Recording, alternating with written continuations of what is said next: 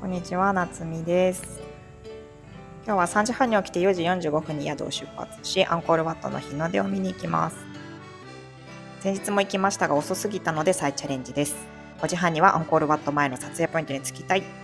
到着すると池の前から2列目、みんな早いです。池に映るアンコールワットを撮りたかったのですが、なんと三脚を忘れてしまいました。前に立っている方の足元に GoPro を置かせてもらい、タイムラプスを撮影して、スマホでところどころ他の場面を撮影してました。こ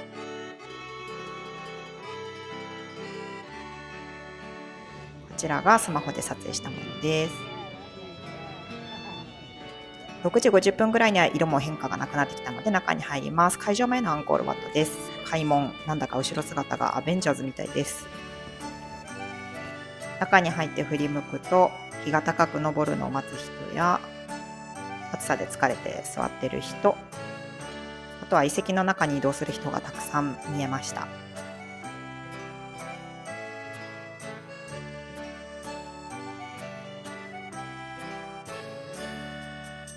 僧侶も来てました。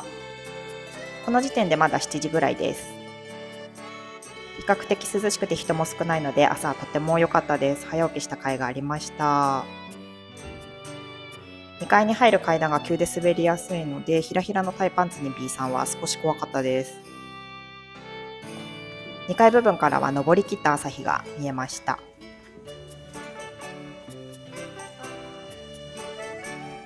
正面入り口も見えます。王様はこれを見てたんですかね。色も残っているレリーフがありました。あとは中方指導の周りの柱の一つには日本の武士が書いた墨の落書きも残ってました。模倣落書きがありまして本物を探し回りました。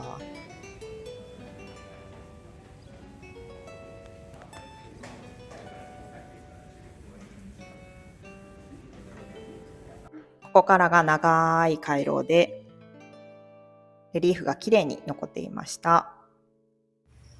天井にも花モチーフのレリーフがあります。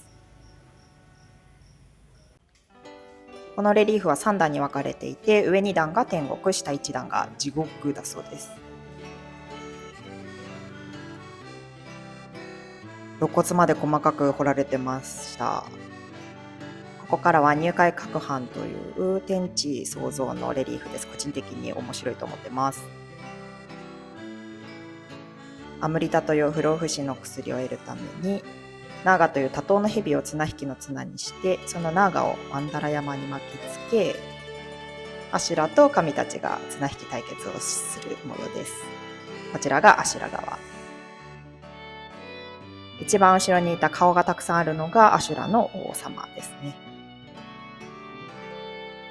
真ん中で采配を取るのはビシュヌ神という神様です。海の中の生き物たちが攪拌されて体がちぎれていました。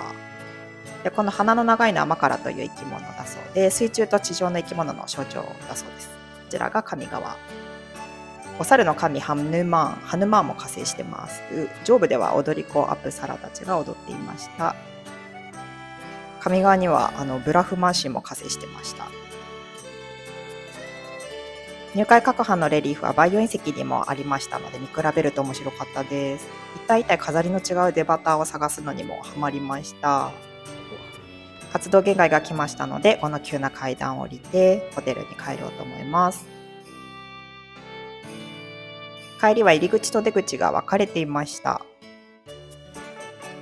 この水に浮いた橋を渡ります。お堀の水がとっても綺麗でした。なんか文句じゃないか。お母さんちょっと似てたね。